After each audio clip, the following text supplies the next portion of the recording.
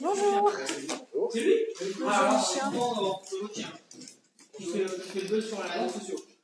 Ça, c'est votre local. J'avais pas vu. Bonjour. Waouh. Ah, je suis passé la semaine dernière? Oui, c'est ça. Fort sympathique l'accueil. On a vu un café, on a discuté. On a dit qu'on allait repasser, donc on est venu. J'ai M. Fracourt en France et l'équipe de campagne de Mme Morin. Arrête. Mais là, ils sont sur le terrain. Fracourt, on peut vous interviewer? Interviewer carrément. Carrément, Ouais. Enfin, rapidement avec le téléphone, quelques questions pour savoir. Pourquoi interviewer? Pourquoi vous poser quelques questions. Non, mais pour visibiliser vos idées. D'accord, on peut parler sinon ensemble, là, c'est. Ouais, mais comme ça, au moins, on se souvient de ce que vous avez dit. Si jamais vous êtes élu, c'est aussi un moyen. Voilà, et comme on transmet en fait aux Aminois leur mandat. Ah, d'accord, vous représentez un groupement alors ou une association? Tout le monde. On représente tous les Aminois. Concrètement, on fait le tour de tous les locaux de campagne. D'accord. Quelle que soit la couleur politique. Pour auditionner, interviewer. Pourquoi on fait ça quand on. Nous, on n'a pas de. On a un journal ou une association ou... On a un collectif, ça va être pas sans les Voilà, Aminois. c'est ça. Bah oui, expliquez-moi.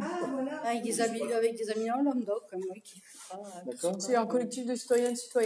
Et vous travaillez sur quoi? Sur le... sur tous les candidats qui ont... Non, mais sur quel sujet particulièrement? Nous, tout nous intéresse. Tout nous intéresse sur votre Est-ce que par exemple, par rapport à ce questionnaire, vous avez d'autres questions à ajouter ou par exemple des questions que vous souhaitez... Là, c'est sur les municipales, du coup, on vient rencontrer les gens pour leur poser des questions sur leur programme. On a reçu le calendrier, donc c'est fort sympathique. On aimerait maintenant parler en direct. On peut peut-être aller là-bas. En plus, avec Mme Anne-Marie Poulain, qui vient d'avoir il n'y a pas très longtemps la médaille. C'est quoi vos questions alors? Non, par rapport aux droits des femmes, hein, c'est ça? Oui, c'est ça. Je vais voir si elle est parce que là, les questions aussi, attends. On va voir si on a des papiers à faire en ce moment, j'étais bien de passer des coups de fil. Et ce qui nous interpelle, nous interroge, on vient de passer au compte. Excusez-moi, vous avez dit vous êtes combien? Un collectif citoyen. Pas sur les Aminois. Le collectif, pas sur les Aminois. Et on est passé à la métropole, enfin à la mairie de l'hôtel de ville, on a vu votre nom qui était encore affiché. Oui, Monsieur de la ville au niveau de la métropole, et on voulait comprendre comment on a voté pendant des années un budget mairie et métropole, et en fin de mandat, par voter massivement les budgets annuels, on se retrouve à partir maintenant chez Mme Morin. Enfin, ça nous intéresse aussi, comme vous êtes un des têtes de liste au niveau de Fanny Roy 2020. Je ne sais pas, comme il n'y a pas de nom d'organisation, c'est le nom de Mme Morin. C'est ça qui nous intéresse. Ils ont l'air heureux. Oui. C'est autant sur le candidat que sur les sujets après. Je veux bien vous en parler, mais pas être filmé. Ah ben nous c'est important parce que après la parole publique des personnalités politiques, c'est pour ça que je disais au tien sur les réseaux sociaux. Non mais moi, je ne vous connais pas, c'est la première fois que je vous vois, donc je ne sais pas. On peut se présenter, Oui, on peut faire connaissance. Hein. Oui, enfin moi cristallisée, habitante Piassebeg, je suis au conseil citoyen. Pardon? Oui, rien n'est fait, c'est bon. Enfin, on va pas se sentir du tout sur le thème. Je suis ambulancier, j'ai une petite entreprise à côté rue. Oui, mais monsieur Fratcourt, je vous connais bien sûr. J'ai d'abord vu vos envois pour la Chine. Les envois pour la Chine? Oui. Non, je suis président. Vous collectez. Non, je suis président d'Ambulance sans frontières. Oui, vous collectez du matériel en qui est 30 ans, stocké à l'UPJB. C'est ça? En ce moment? Oui. Oui, tout à fait. On fait une grosse opération d'amitié franco-chinoise. Je sais, je viens d'envoyer 500 masques en Chine, ça lui a coûté 260 €. D'accord. J'en ai envoyé à des erreurs. Pardon? C'est pas un service qui est développé comme en France et les gens se débrouillent plutôt avec leur véhicule ou avec un taxi.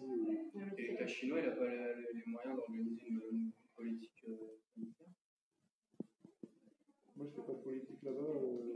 J'ai des relations, on va dire, plutôt économiques. J'ai aidé 7 entreprises locales à travailler avec la Chine. Voilà, donc je ne fais pas venir les Chinois chez nous. On va plutôt pas les envahir, mais aider les entreprises, les startups à aller sur ce marché qui fait 1,4 milliard de personnes et qui est très développé. Vous faites de la solidarité internationale en Chine? Non, moi je suis président. Non. J'ai aidé les entreprises à aller là-bas. D'accord, ok. D'accord. Par contre, je suis président d'Ambulance sans frontières et j'ai envoyé pendant, je sais pas, 30 ans, 250 voitures en Afrique, dans tous les pays où il y a eu des séismes. Donc la solidarité, bon, j'ai fait comme j'ai pu, j'ai apporté ma petite pierre. Petite grande métropole. Bon. Et du coup, sur le fait d'avoir voté les budgets mairie métropole pendant des années, et là, il y a quelques semaines, quelques mois, peu importe, en début d'année 2020 ou fin 2019, le fait d'avoir rejoint l'équipe de Morin, c'est par rapport à un bilan que vous reliez maintenant. On peut filmer du coup? Ok. Je crois que ça dure 1 heure. Non, mais c'est important de s'écrire en direct plutôt que par réseau. Voilà, donc je m'appelle Pascal Fratco, je suis vice-président de la Métropole en charge du développement économique et du tourisme. J'ai eu la chance.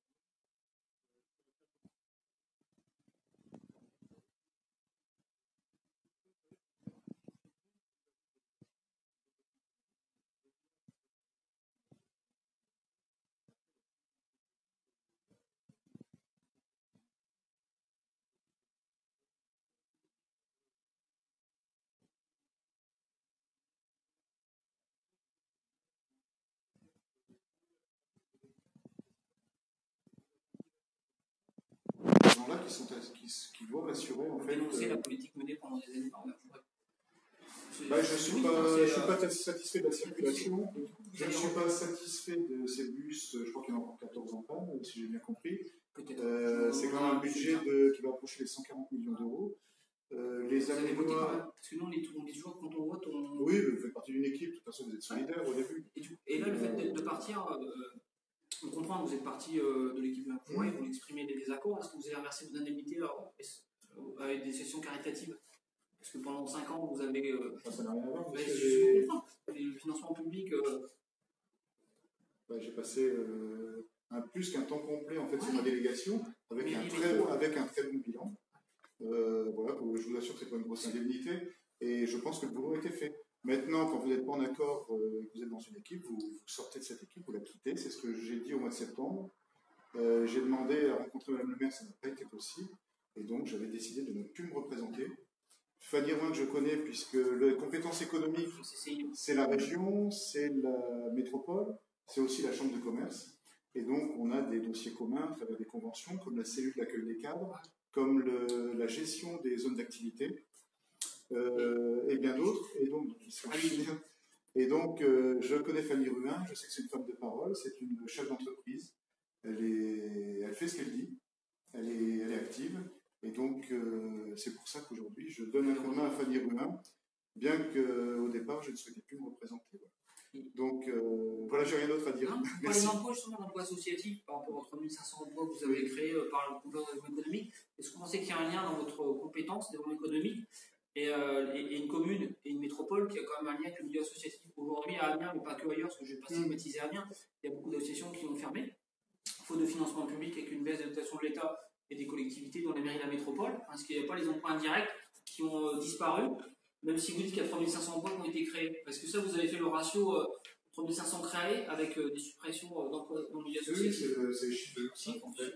C'est les chiffres de l'URSSAF, en fait, qu'on ne peut pas quantifier. Et malheureusement, on peut agir sur l'emploi associatif. Alors moi, je pense qu'il y a des économies à faire dans une métropole. La métropole d'Amiens, c'est quelque chose d'important, un très gros budget. Vous avez 3500 agents, et effectivement, il y a des économies à faire. Vous avez un double cabinet, un pour le président, un pour le maire. Avec Fadi et moi, non, parce que je ne suis jamais été président, je n'ai jamais été maire d'Amiens. Non, vous ne pouvez pas. Sinon, vous faites partie de l'équipe, je ne sais pas si dans quelle liste vous allez être. Vous ne. Voilà. On peut les dénoncer quand même, même si on n'est pas sur une liste ou même si on est sur un groupe politique. C'est des choses qui se disent en interne, quand il y a des désaccords. Moi, j'ai fait mon job, j'ai fait ce qu'il y avait à faire au niveau de l'emploi, de l'accueil des entreprises.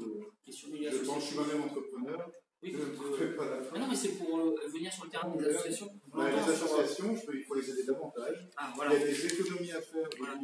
On a créé Amiens Cluster, au départ, c'était une très bonne idée. Aujourd'hui, Amiens Cluster, on a voulu, plutôt que de s'allier avec Lille, avoir 14 collaborateurs et développer sur nos 3 plateformes, le stockage de l'énergie, sur la santé, avec un hôpital qui est un des premiers hôpitaux européens, et sur le numérique, on a voulu faire un cluster, c'est-à-dire travailler sur la formation, sur la recherche et sur le milieu de l'entreprise, pour une fois que les brevets sont établis, les vendre en fait. Et ça ne marche pas, donc c'est 0 emploi créé, c'est 4 millions et demi. C'est 4 millions et demi. On a vu, oui, M. Porquier. C'est 4 millions et demi d'euros de dépensés. Et donc, aujourd'hui, il faut redéployer. Le saupoudrage, c'est pas une bonne chose. Quand vous avez une association qui touche 200 ou 300 euros d'aide de la métropole, je pense qu'il faut mieux rien lui donner. C'est que dalle. C'est pas quelque chose. C'est plus de temps à écrire le dossier, les frais et base salariale des gens qui ont fait le dossier pour 200 euros. Donc, si vous êtes élu. Donc, c'est quoi, vos propositions pour la vie associative? Exactement. C'est de retrouver des budgets et puis. Un exemple, j'ai été agent des affaires sociales, par exemple, chaque année. Bonjour, qu'est-ce que tu fais? On envoie des enfants à la mer. C'est magnifique, des enfants qui ne partent pas en vacances. On les emmène en bus à la mer, mais c'est à travers plusieurs associations. Si demain, on demande aux associations de travailler ensemble, peut-être qu'on pourrait faire davantage, mieux, et éviter le saupoudrage, c'est un peu ça. Donc on doit s'occuper des enfants. Bonjour. Je vous laisse... Mais du coup, par rapport à ça, les associations essayent de travailler entre elles. Est-ce qu'il y a le problème qui connaît mieux l'associative, les associations ont des difficultés, c'est pas qu'elles ne veulent pas travailler ensemble, c'est qu'elles n'ont pas les moyens pour travailler ensemble. S'il y a une baisse budgétaire, mais la base de tout, je vous dis, c'est le dialogue entre les élus et la travailler ensemble, pas de problème, on aime ça travailler ensemble, mais si on n'a pas les moyens pour à la fin du mois payer correctement les salaires, et c'est pas du 2005-3000 euros, et tant mieux les gens qui gagnent 2005 ou 3000 euros, comment on fait? Il faut bien mutualiser, mais s'il n'y a pas de moyens, on mutualise avec rien. Il faut un dialogue entre les élus, la collectivité, et puis les associations, monsieur. Mais s'il n'y a pas d'augmentation des financements publics, ça ne veut pas dire des financements démesurés. Non plus, on n'est pas non plus demandé à ce que les élus sont là pour écouter la population, apporter des services, on est là pour dialoguer ensemble, et il ne faut pas que... Voilà, J'ai été président de l'antenne Santé Plus, qui connaissait Amiens Nord, justement.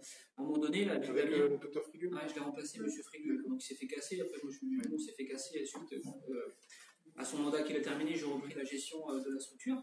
Les habitants, on parlait de participation des habitants, ça c'est le mot à la mode, ce qui a été fait via le contrat de vie à la politique de la sur Amiens Nord. Les habitants usagers de l'antenne Santé Plus avaient besoin de ce service, et de 200 familles qui étaient régulièrement accueillies par les psychologues de la session et les travailleurs sociaux. À un moment donné, la ville a eu un choix politique, métropole et le plan local de santé, donc via M. Kéros et le plan de santé, et vous venez des affaires sociales, de par votre parcours que vous avez présenté, à un moment donné, la ville a arrêté les financements. Alors qu'il y avait un besoin, et là on répondait bien aux besoins des habitants, que vous avez transformé on arrête l'association. Du coup, je comprends pourquoi pas. Ce que vous venez de dire, d'affirmer plus d'écoute, ce qu'on a fait à l'époque, c'était en 2015, vous étiez aux manettes, et le résultat, en 2016, fermeture et liquidation de l'association des 4 salariés. Non, en 2015, je m'occupais du développement économique. Complètement, mais vous étiez aussi dans la majorité, l'actuelle majorité, même si là vous êtes un peu plus distant, et ça on l'entend par vos arguments, mais en 2015 c'était un peu le début où vous étiez aux manettes, parce que vous avez dit que les premières années on ne peut pas trop dire, au fur et à mesure. D'accord, non mais je veux vous demander, sachez juste qu'il y a un maire, c'est le patron, il y a un président de métropole, c'est aussi le patron, et ensuite vous avez des élus thématiques. Donc chacun travaille dans son champ de compétences. Et n'allez pas me faire dire qu'en étant développement économique, je vais m'occuper du social. Développement économique, vous avez parlé d'emploi et des startups, il n'y a pas de problème là-dessus. Hein. Là, il n'y a pas de critique sur ce que vous avez créé sur ce type d'emploi. Et tant mieux pour la métropole et les gens qui habitent le secteur, la mairie et en dehors de la commune. Mais à un moment donné, il y a aussi des emplois associatifs qui ont été supprimés de par des décisions budgétaires, parce que quand vous avez voté un budget à l'époque de non-reconduction, une subvention, mairie et État, c'était pas que la mairie, hein, vous avez participé aussi à une liquidation. Vous avez créé, vous avez aussi supprimé. On est bien sur de l'économie, pas forcément économique au sens libéral. Vous avez voté quand même. Vous avez voté. Moi, j'avais interpellé les élus. En plus, vous êtes ambulancier sur Amiens-Nord, mais par votre activité professionnelle. Tout le monde avait été interpellé sur Amiens-Nord. Ici, M. Frigul, par votre métier et son histoire. Pas lié à ça, l'expression de l'association. Mais à un moment donné, il y a un truc qui ne va pas dans la cohérence d'une politique globale. Pour moi, je dis c'est cohérent. C'est que je suis élu thématique. Je fais partie d'une équipe. Jusqu'au moment où j'estime que voilà, ça ne va plus et je quitte le groupe. Voilà. Donc j'assume ce que j'ai fait jusqu'à maintenant. Et pour autant, je vous dis, c'est le maire de la ville qui prend toutes les décisions. Si vous connaissez le système municipal. Je pense que je l'ai retrouvé. Oui, parce que. Parce que là, c'est le mois 2015. Vous n'étiez pas beaucoup de temps, c'est pour ça qu'on voulait. On avait un peu focalisé sur ce facteur. Maintenant, on a discuté avec vous. On a vraiment beaucoup de travail. Moi, je suis heureux de vous avoir accueilli, mais on peut se revoir si vous voulez la semaine prochaine. Mais là il faut nous laisser travailler, on est en train d'élaborer. Oui, on n'est pas cette semaine du tout. Vous pouvez répondre sur la politique logement d'abord. Enfin, il y a le bilan d'actuelle municipalité, on se reverra. Les affaires sociales. Monsieur Thévenoud, vous l'avez côtoyé, maintenant on peut balancer. Monsieur Thévenoud était raciste dans ses propos. Je ne peux pas parler à ça. Personne ne parlait de Monsieur Thévenoud à sa place. Nous, on a plein de tweets parce qu'il a des propos racistes. On les a montrés à Monsieur Savreux, Monsieur Pierre Savreux. C'est une question de positionnement. Monsieur Savreux nous a dit que Monsieur Thévenoud n'était pas raciste. Il y a plein de propos discriminants de Monsieur Thévenoud à travers ses écrits, ses tweets, ses Facebook. On vous les enverra aussi. Sinon, il va y avoir aussi des positions. Et peu importe que ce soit quelqu'un de gauche ou de droite, on n'est pas sur du racisme de droite, hein. On est sur du racisme ordinaire et c'est courant. En plus, vous êtes fortement ancré sur la lutte contre les discriminations, par votre parcours. L'égalité femmes-hommes. Vous connaissez le parcours, donc on s'intéresse à la vie locale. Vous dénoncez aussi les propos racistes de quelle que soit la personne. En général, oui. C'est ça, pour M. Thévenoud, je pense que vous avez. Je ne sais pas si je n'ai pas eu l'occasion de constater, mais effectivement, je ne changerai pas de. Parce que nous, c'est important qu'on ait des élus qui se positionnent contre le sexisme, l'égalité femmes-hommes et le racisme. On ne peut pas dire que pour l'instant, ce soit le cas. Ah oui, donc on aimerait, à un moment donné, c'est après balance son corps, balance son élu raciste. Enfin, c'est plutôt. Ou sexiste, ouais. Sexiste. Oui, ok, on se verra. C'est à la fois différent et. C'est lié quand même. Ouais, mais c'est quelque chose différent quand même. Parce que bien souvent, on englobe tout dans la lutte contre les discriminations et le sexisme. Donc moi, je tiens à ce qu'on entende. Ah bah oui, c'est sûr, oui. Mais, bah oui. C'est l'amalgame au détriment du sexisme. Qui ne minimise pas du tout l'intérêt de travailler contre la discrimination, évidemment. Mais quelquefois, tout n'est pas dans le. Non, c'est sûr, mais. Moi, j'aime bien qu'on sépare les choses parce que on parle du sexisme, on ne parle pas du racisme. Quand on parle du racisme, on parle du sexisme. Ouais, puis c'est important de nommer les choses que. Mais ce n'est pas sur le même public et les mécanismes ne sont pas les mêmes. Comme pour moi, dans mon analyse du sujet. Les deux sont importants. Et vous voyez, à chaque fois, je vais prendre un exemple. Je vais souvent à Nantes, et en fait, à Nantes, ils ont créé une délégation de lutte contre les discriminations. Et bien, du coup, la lutte contre le sexisme et pour l'égalité, on en parle nettement moins. Et donc, moi, ce qui me fait toujours peur, c'est qu'effectivement, en faisant un chapeau global de lutte contre les discriminations, qu'une fois de plus, la question de l'égalité entre les femmes et les hommes et contre le sexisme, ça passe à la trappe. Parce que ça a souvent été comme ça. Vous avez quelquefois des propos sexistes. J'en souris, c'est pas grave, il faut un peu d'humour.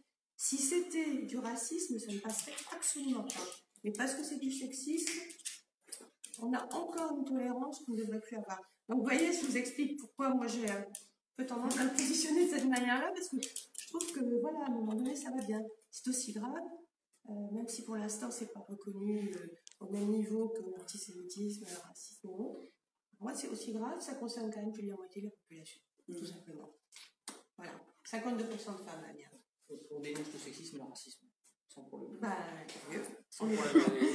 Alors, on est d'accord. Voilà, on a le temps de présenter nos activités. Et vos activités, c'est quoi? Parce qu'en fait, on parle de nous, mais vous.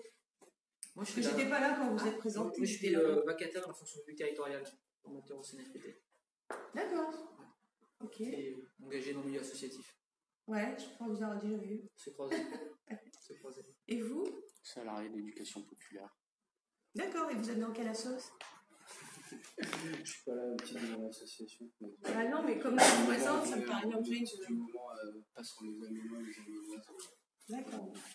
Mais vous êtes sur les Lagrange ou sur... Non, sur une petite association qui s'appelle GAS. D'accord. Ok.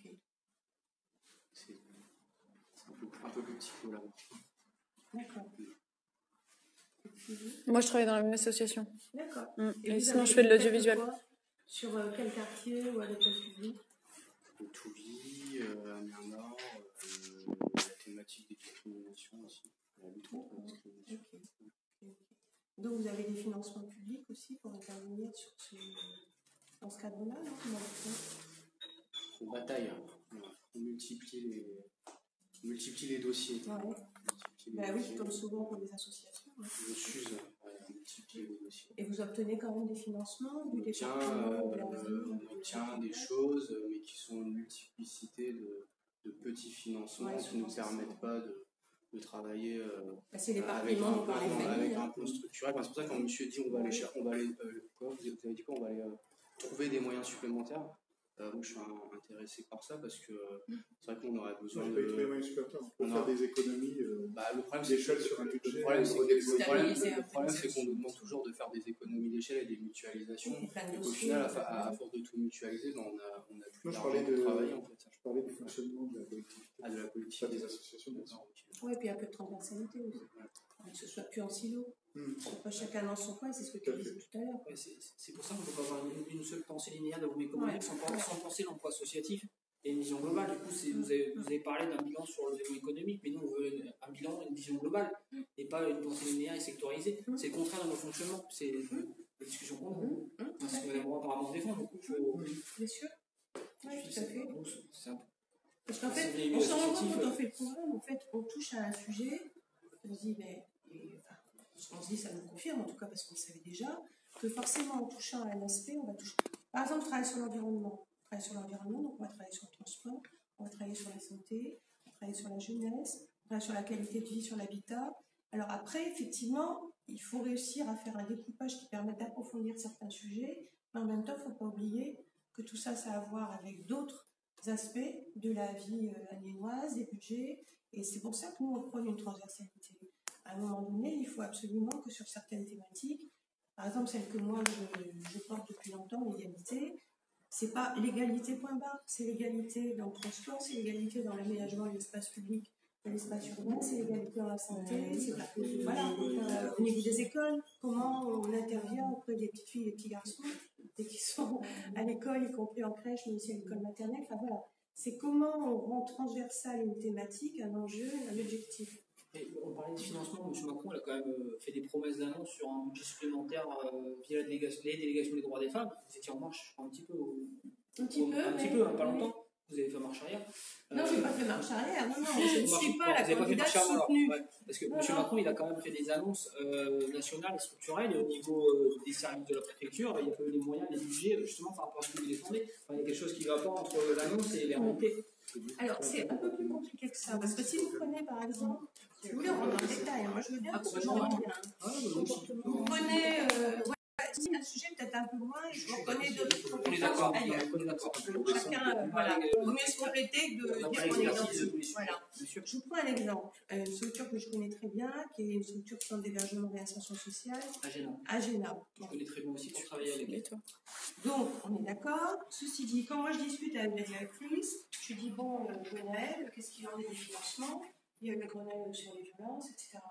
Elle me dit, écoute, on n'a rien de plus. Alors, quand moi j'interroge la déléguée départementale des droits des femmes, elle me dit, en fait, Anne-Marie, c'est très compliqué parce que les CHRS, c'est une enveloppe qui ne dépend pas directement des droits des femmes, mais qui dépend de la cohésion sociale.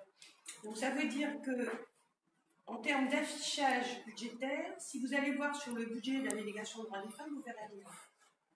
Par contre, si vous allez voir du côté de la direction départementale de la cohésion sociale, vous verrez qu'il y a un budget qui vient d'être débloqué pour l'accueil de femmes à la rue, femmes seules ou femmes avec enfants, le budget est là, le personnel est recruté. Qu'est-ce qui bloque parce que c'est pas ouvert? Le local. Attendez, je continue. La directrice va voir la ville d'Amiens pour demander un coup de main, trouver des locaux, mais des locaux qui soient sécurisés, qui soient là, etc. Qui sont neutres, parce qu'attendez, juste quand vous accueillez du public, c'est normal, pas de proposition. Bon, alors pourquoi je vous donne ça comme exemple? Pour deux raisons. D'une part, parce qu'effectivement, quand on parle de budget, d'augmentation budgétaire, en fait, il faut bien avoir en tête par quel canal ça passe. C'est-à-dire qu'effectivement, il y a des finances pour certaines actions comme le 39-19, où là, c'est directement les droits des femmes. Par contre, à partir du moment... Ça marche pas très bien ce numéro d'ailleurs. Bah, ça dépend. Bah, déjà, on peut pas appeler le week-end après 19h. Mais si, maintenant, normalement, si. J'ai pas testé, moi. Hein. Ah bah, depuis Grenelle, normalement, c'est la Bon, ceci dit, moi, je suis pas là pour défendre le 39-19, je ne gère pas. Hein. Mais je vous explique simplement par rapport à ce que vous disiez, qu'effectivement, quand on parle d'augmentation budgétaire, je ne dis pas que tout a été injecté alors que ça devait l'être, parce qu'il y a aussi des choses au niveau international qui ont été financées sur cette augmentation de budget. Mais en tout cas, si vous prenez l'exemple de l'hébergement et de l'action sociale départementale, ben, ça ne passe pas par le budget de Marine Schiappa, ça passe par les solidarités et la santé. Oui, par la présidence sociale, M. Enramé, la direction. Moi, j'interpelle soit M. Enramé et M. Jérôme Vincent, chargé d'hébergement d'urgence, c'est dans son service. Et il y a plein de femmes aujourd'hui à la rue avec enfants sur solution d'hébergement d'urgence. Et encore aujourd'hui, où je travaille, où je milite, j'ai encore vu des femmes avec enfants. Oui, mais je sais. Il y a une structure qui doit ouvrir, elle ne peut pas ouvrir. Il n'y a pas de locaux. Mais ça fait des mois, on même des années. Ça fait des années. Des années, je ne sais pas, mais en tout cas, ça ne s'arrange pas du tout. Il y en a de plus en plus. Ça fait des années. On espère que si Mme Roy ou un candidat gagne, à un moment donné, il y aura une prise de conscience des politiques publiques locales pour accueillir les femmes comme des femmes tout à fait. Avec enfants. En plus, il y a un problème sur Amiens aujourd'hui, c'est que les femmes et enfants sont séparés des maris pour les repas ensemble, ce qui veut dire que les parents ne mangent même pas, enfin l'homme ne mange pas, souvent c'est la femme ou les enfants, l'homme ne mange même pas avec ses enfants et sa compagne le midi ou le soir. Il y a des structures pour couple quand même. Ah non, aucune, sur Amiens c'est un déficit, elle vient du travail. L'eau ne fonctionne plus pour les couples? Non, pas pour les couples, pas sur le repas. Pas sur les repas. Et quand on dit à l'État, la CDCS, M. Ramené, M. Vincent, oui, parce qu'il n'y a pas eu les financements de la préfecture qui sont arrivés aussi uniquement à la CDCS pour vraiment. Et d'autant plus quand les personnes sont étrangères, on est sur le racisme, on est sur le racisme de l'État. Et si on est étranger, c'est encore plus compliqué que si on est français. Alors que nous, on ne souhaite pas français ou étranger, c'est un qui est une place prioritaire par rapport à l'autre. Oui, c'est sûr. Parce qu'on produit un système de racisme. Enfin, de racisme, je ne sais pas, mais discrimination, ça c'est clair. C'est pas pareil. Je ne pense pas que les professionnels qui ne veulent pas accueillir ils soient racistes. Bah, le racisme, c'est une forme de discrimination. Le racisme, c'est autre chose. Ça correspond à un terme précis. Tout n'est pas dans tout. Mais bon, après, c'est une affaire. Bon, ceci dit, par rapport à votre préoccupation, là, si j'ai bien compris, c'est pas ce qui se passe au niveau de l'État, parce qu'on n'est pas sur une élection présidentielle, mais sur les municipales. Voilà. Et en fait, si vous voulez, nous, en tout cas, notre engagement, y compris par rapport à la question qu'on soulève là sur l'égalité femmes-hommes, c'est que contrairement à ce qui se passe en ce moment et à ce qui s'est passé avec ce mandat, on se sent concerné par ce problème-là.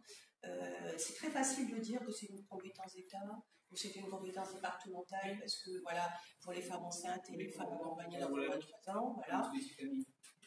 Enfin, je parle encore d'autre chose. Mais ce que je veux dire, c'est que si on considère, et ça doit être comme ça, que c'est un problème politique, on prend un balcon.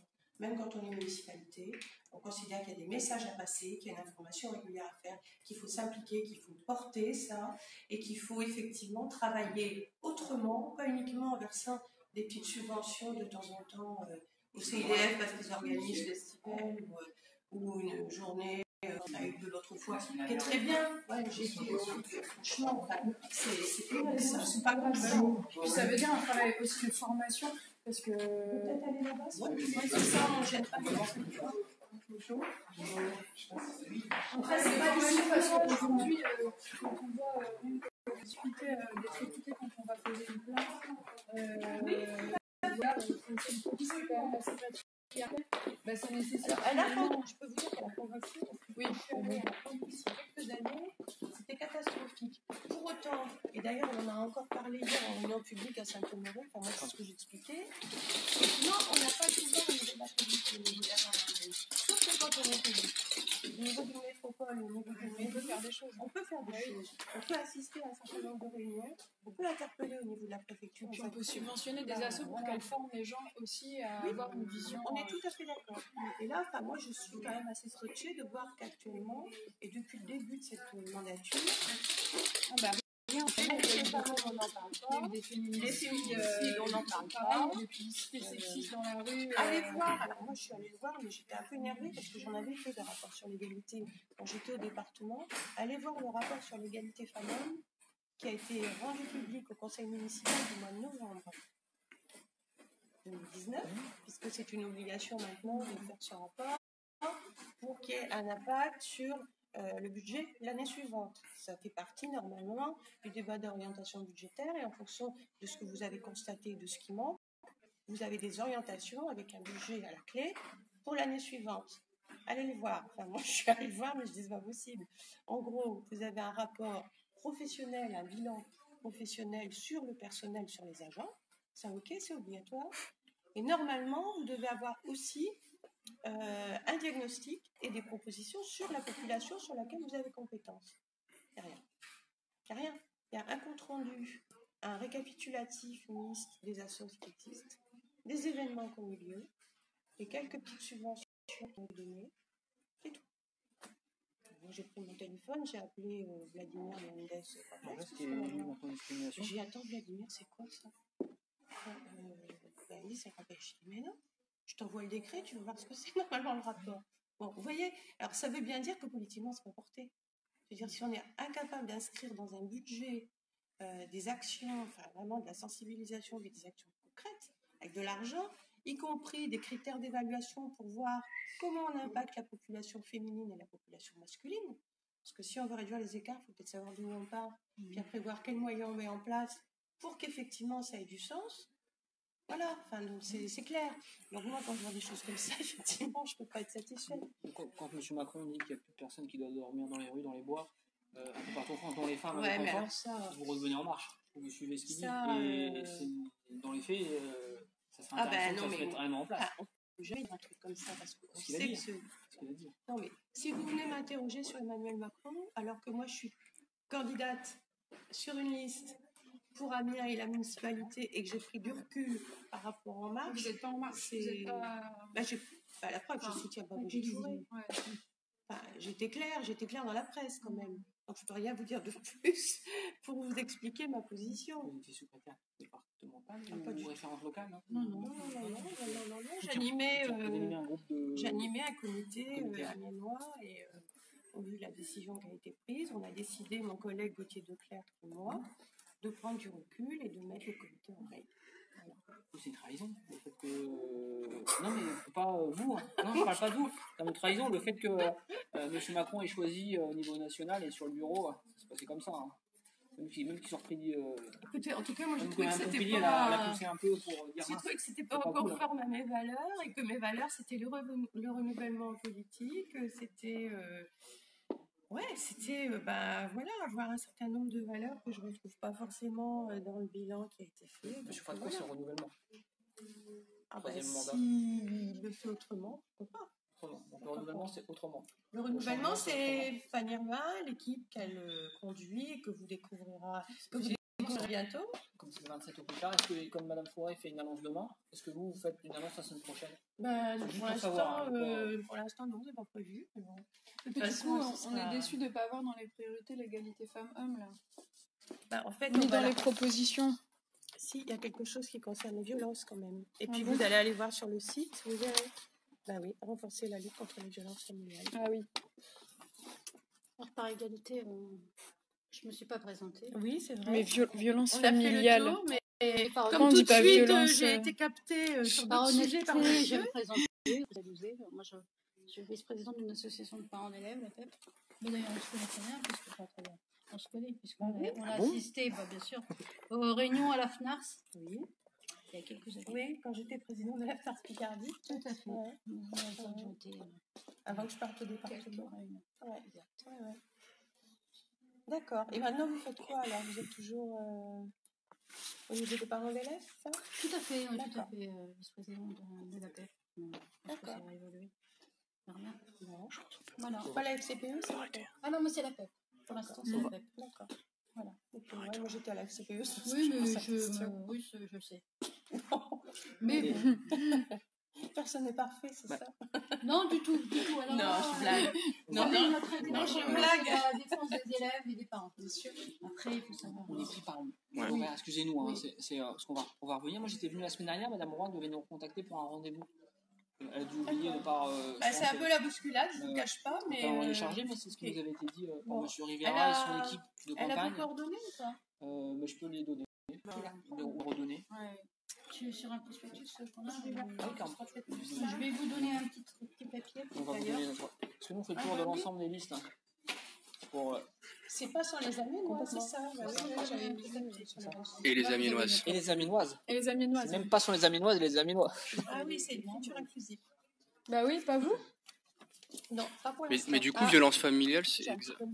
J'ai pas vu ce que vous avez sur les quartiers. Vous savez, je vais vous dire pourquoi. Vous savez qu'il y a eu des tests qui ont été faits qui montrent que l'écriture inclusive, l'écriture du coup non inclusive, ça augmente justement les discriminations. Je suis d'accord. Bah oui, mais du coup, pourquoi pas l'utiliser? Parce que si vous lisez un texte uniquement écrit en écriture, mais je l'ai fait. Mais c'est pas difficile. Vous savez, maintenant, il y a quelque chose avec l'accord de proximité. Enfin, il y a des règles grammaticales. Oui, mais il y a des règles grammaticales. Moi, je parle des points. Oui, mais même les points, c'est pas. Après, s'accrocher, quoi. C'est une habitude. Il faut s'accrocher, mais si on est déjà, quand on féminise, c'est important. Au niveau des titres et des fonctions, on aura déjà bien progressé. Mais il faut tout féminiser, surtout sur un programme qui dit que si c'est une priorité. C'est une des priorités, Et je pense que là-dessus, on n'a pas trop de leçons à recevoir, quand même. Non, mais. On est la seule liste à l'aborder. La seule. Même la gauche. En tout cas, on n'a pas encore interrogé toutes les listes. On n'est pas encore. Moi, je vous dis les programmes que j'ai vus. Même à Méa-Cimetière, j'ai rien vu sur l'égalité femmes-hommes. Le programme sort ce soir, à 19h. Il est temps qu'il se rattrape. Au même titre que tous les candidats. Voilà. Vous donne nos coordonnées, parce qu'elles sont pas... Je crois pas qu'on ait mis un numéro de téléphone. Un numéro de téléphone. C'est un téléphone... Je prends le téléphone, c'est un peu facile. 06 21 23 20 38. Ok. Et c'est le numéro de qui? C'est le mien, mais c'est global. D'accord. Non, mais c'est plus facile de savoir à qui le téléphone. Vous étiez venu à l'Assemblée Générale des Bavardes. Exact. Complètement dans le locaux de la boîte sans projet. Ouais, exact. Ouais, j'ai même décidé d'adhérer. D'accord. Ouais, je trouve que c'est vachement bien cette association. Ça fait plaisir de voir une association comme ça, franchement. Parce que bon, y compris parce que c'est des jeunes et qu'on les espère un peu en tant que militantes féministes de se dire mais le relais il est où? Et puis c'est très vivifiant, quoi. C'est bien, c'est super, franchement. Donc il y a du boulot. Bah oui, il y a du boulot. Mais on part de loin. Bah oui. On part de loin. Surtout à Lyon, franchement. Je vois certaines autres villes, parce que je parlais de Nantes tout à l'heure, mais néanmoins à Nantes, c'est pas la même chose quand même. Moi, je participe à un atelier Wikipédia femmes à Nantes, puisqu'on a décidé de rendre visible des femmes qui ne sont pas du tout sur Wikipédia. J'ai appris par exemple que sur Wikipédia, dans 90% des cas, c'est des hommes contre les femmes, 10% des femmes qui ont du mal à se saisir du numérique. Comme par hasard, il y a des femmes dont on ne parle pas. On va en parler comme la sœur d'eux, la femme d'eux, mais jamais pour ce qu'elles ont fait, alors qu'elles on a tout ça à explorer. Vous soutenez Assa Traoré? Assa Traoré, qui est une des figures féministes actuelles, Assa Traoré, où son frère a été victime de violences policières. Et là, depuis qu'Assa Traoré a dénoncé ces violences, elle est victime de violences institutionnelles, parce qu'elle-même, elle est attaquée par la police. Il y a plusieurs plaintes contre elle. Ah bon? Ouais. Non, je ne savais pas. Donc il y a du racisme d'État et du sexisme, structurellement quand même, elle prend cher. Non, mais franchement, j'ai pas suivi, je n'étais pas au courant, vraiment.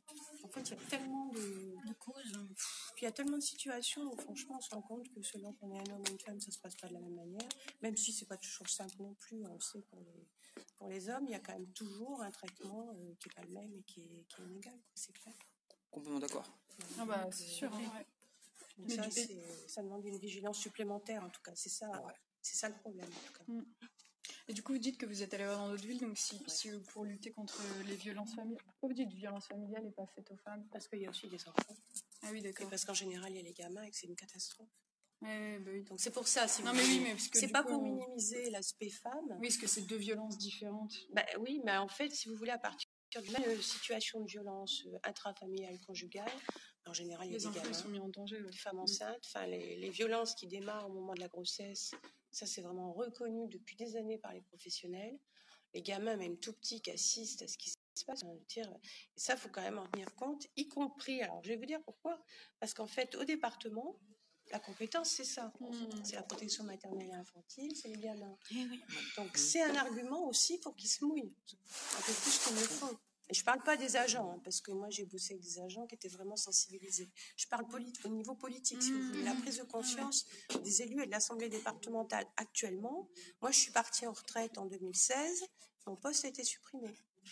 J'étais chargée de mission égalité femmes-hommes, mon poste a été supprimé. En gros, ils attendaient que je parte, quoi. Et chez vous, vous avez un peu compliqué justement sur la question du sexisme et du racisme. Puis après, on va vraiment partir. Monsieur Manuel Canto, donc on n'a pas de problème à l'afficher filmé. Il soutient fortement Madame Roy. Il est venu à plusieurs réunions publiques. Il est très sexiste dans les organisations politiques et syndicales. Ah ouais, bien sûr. Et donc c'est plutôt une vigilance là qu'on se permet de vous dire. C'est quelqu'un de pas vous très inquiétez pas, il y aura la vigilance. Ouais, c'est une vigilance. C'est une vigilance plus à avoir. Mais d'une manière générale, il faut avoir tout le temps partout. Mais de toute façon, il faut toujours l'avoir, ça c'est clair. Ouais. Après, je comprends. Après, effectivement, quand c'est dans des collectifs dans lesquels on a prise, du coup, ça vous permet de dire le nom, Manuel Canto. Et qu'il n'y a pas besoin d'être à droite pour être une mauvaise personne sur ces questions-là. Alors là, je peux vous garantir, pour avoir bien connu et avoir appartenu à un parti de gauche. Le Parti socialiste. Ouais, on peut pas dire que tout était. À l'époque, moi, je considérais qu'il était à gauche. Non, mais là, vous avez raison. De gauche ou de droite, il y a autant de sexisme partout. C'est effarant parce que je vous dis, punaise, les camarades en question, là, on s'attend pas à ce qu'ils vous sortent ça, quoi. Et bah si. Mais du coup, moi, j'ai juste une dernière question. Vous, du coup, si vous aviez genre 2 propositions concrètes là pour l'égalité femmes, ce serait quoi? Parce que du coup, c'est pas vraiment des propositions. Il y a écrit renforcer la lutte, mais comment vous mettriez en place?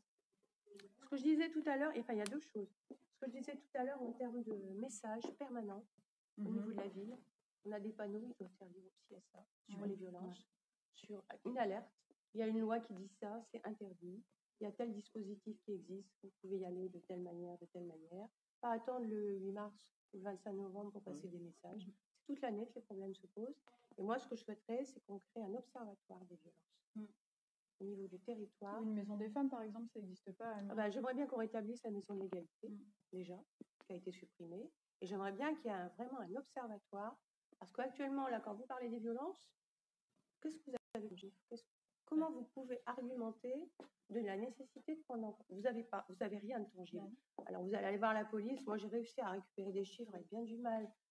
Ils les ont donnés, c'est pas. Mais parce que voilà, les stats, c'est compliqué. Il faut les rendre compatibles entre la police et la gendarmerie. Pas le même territoire. Vous demandez des stats sur Amiens et la métropole, c'est un peu compliqué parce que c'est départemental. Qu'on ait un réel observatoire sur les violences, et qu'au moins on puisse, auprès de la justice, prendre la mesure des problèmes, on ait des arguments qu'on n'est pas. À l'heure actuelle, on sait très bien que si on n'évalue pas un problème, si on n'a pas des chiffres, on n'est pas crédible. Après, les chiffres aujourd'hui, on sait qu'il y a 94 000 viols par an, qu'il y a et comment c'est quantifié? À minima en tout cas. Mais les viols, les chiffres, un observatoire, c'est hyper important. Oui, non, mais je veux dire, mais une fois qu'on a fait ça, après comment. Et puis, les réponses, elles vont être adaptées en fonction de ce qui se passe. Donc, si vous n'allez pas comprendre ça, comment vous allez apprendre une réponse? Quel discours crédible vous pouvez avoir si vous ne savez pas de quelle réalité vous parlez? Vous voyez, donc ça, moi, c'est un truc qui me tient à cœur depuis longtemps. Je vois déjà plus que vous avez des partenaires. Et aussi, on voit, par exemple, le Ciné Saint-Leu, il programme des films de directeurs qui ont pratiqué l'inceste, le viol, où on a pas mal de publicité sexiste aussi. Qu'est-ce que vous pensez de cette culture-là du viol comme il présente et comment on peut agir là-dessus? Mais je pense que c'est justement important des messages. Des messages sur le respect des femmes, sur effectivement le sexisme, aussi bien que le racisme, mais aussi la loi, ce qu'elle interdit. On peut parler aussi du cyberharcèlement. On peut parler, parce que moi, pour me souvenir d'appels téléphoniques que j'avais quand je tenais l'antenne SOS Violence en privé, Vous aviez aussi des femmes qui étaient harcelées sur leur téléphone, par mail. Et ça, c'est seulement maintenant qu'on commence à pouvoir pénaliser les choses. Donc, c'est aussi des messages comme ça qu'il faut passer. Les gens ont une représentation des violences qui est telle que tout ce qui peut se passer à côté de leur représentation, mais qui est aussi grave, ils n'en tiennent pas compte et ne le perçoivent pas. C'est là qu'on a des messages à passer. Après, effectivement, le problème, c'est qu'on n'est pas seul à pouvoir agir, mais si déjà à notre niveau, on essaie de le faire, peut-être qu'on peut aussi essayer d'emmener les autres. Si on considère que ce n'est pas dans les compétences, que c'est à l'État, vous voyez, c'est ça le problème, c'est que chacun se renvoie la balle comme si ce n'était pas important, et puis c'est à l'autre de faire. En attendant, ça se fait pas. Je suis désolée, il y a des municipalités, vous prenez Rennes, le rapport sur l'égalité femmes-hommes à Rennes, il est exemplaire. Allez le voir. Ça donne vraiment un bon exemple de ce que peut faire une collectivité locale, territoriale, sur le sujet. Et ça donne aussi un exemple à ceux qui disent qu'ils ne peuvent pas faire. Donc voilà, il y a énormément de choses. Ça passe par l'éducation, ça passe aussi par effectivement ce qu'on fait en périscolaire avec les gamins, ça passe par une vigilance sur la pratique sportive aussi bien pour les filles que pour les garçons. Ça passe par plein de choses. En fait, ce que vous soulevez là, vous avez raison. Mais en fait, c'est pas uniquement, quand je dis il y a des messages, c'est ça, mais c'est pas uniquement ça. Ça doit vraiment imprégner, là pour le coup, c'est complètement transversal. Ça doit vraiment imprégner l'ensemble. Le transport, c'est pareil. On nous arrête tout à 11h du soir, comment on rentre chez nous. Moi, j'habite près de la gare. Quelquefois, quand je rentre toute seule à 11h du soir, je suis pas forcément rassurée. Je suis désolée, il y a une insécurité pour tout le monde, mais encore plus pour les femmes. Vous voyez, donc c'est toutes ces questions-là. Et ça, moi, je regrette qu'effectivement, ce soit complètement absent et qu'en tout cas, on n'ait toujours pas compris que toutes les délégations, toutes les missions doivent s'en saisir. C'est pas un sujet à part. Alors, la politique de la ville, normalement, c'était ça. Ça devenait transversal. Et moi, je me souviens d'une réunion, j'avais dit à Hubert Delarue, à l'époque, j'étais encore au département, j'avais dit, écoutez, c'est clair, ça va complètement disparaître. On nous dit qu'il n'y a plus rien sur l'égalité femmes-hommes, on ne le retrouvera plus. Quand j'ai regardé, là, quand je vais au bilan, il n'y a rien. Il n'y a rien. Alors, c'est vrai que la transversalité, telle que c'était décrit au départ, je veux dire, c'est très bien. Au moins, chacun, connaissant les engagements politiques des gens, je ne me faisais pas d'illusions. Et c'est une manière de voter en touche. Bah oui. Voilà. C'est comme si toute chose était égale par ailleurs. Bah non. Non, c'est pas vrai. Voilà. Bon, on reviendra voir. Merci. Bah oui, de rien. Et puis je vais transmettre, je vais redemander à Fanny. Très bien. Parce que franchement, je vous assure que c'est pas de la mauvaise volonté, parce qu'au contraire, elle est tout à fait prête à rencontrer les collectifs et dans les réunions publiques aussi, mais c'est chaud, quoi. Oui, c'est bientôt le premier tour. Bon, vous avez enregistré, c'est ça? Oui, c'est ça. Moi, je ne savais pas. Vous l'avez dit à M.